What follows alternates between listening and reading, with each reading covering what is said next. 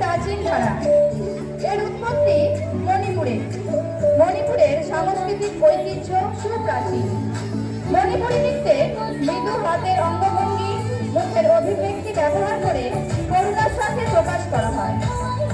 এই মণিপুরী নৃত্যে প্রায়শই দেবতা কৃষ্ণ এবং রাধার গল্প বলে।